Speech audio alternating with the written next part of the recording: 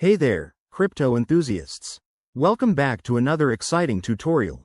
Today, we're tackling something super practical. How to transfer USDC from your Trust wallet to Kraken in 2025. If you're looking to move your assets around for trading or storage, this step-by-step guide will have you sorted in no time. Let's jump right in. First things first, make sure you have both Trust wallet and a Kraken account set up. If not, download Trust Wallet from the App Store and sign up for Kraken. It's quick and free. Once you're logged into Kraken, head over to the Deposit section.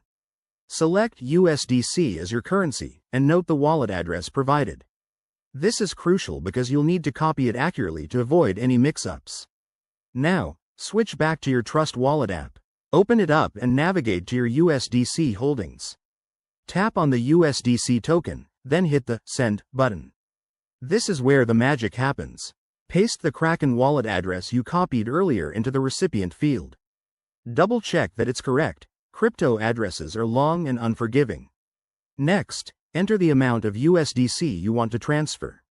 Remember to leave a little extra for network fees, which can vary based on blockchain congestion.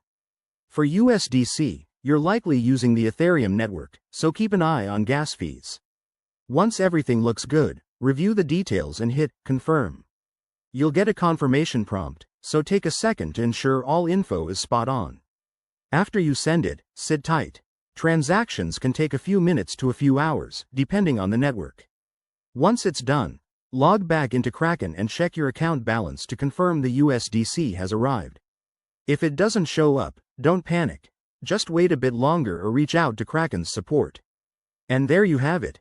You've successfully transferred USDC from Trust Wallet to Kraken. This process is straightforward, but always prioritize security. Use two-factor authentication and never share your private keys. If this helped you out, hit that like button, subscribe for more crypto tips, and drop a comment below if you have questions. Thanks for watching, and I'll see you in the next video.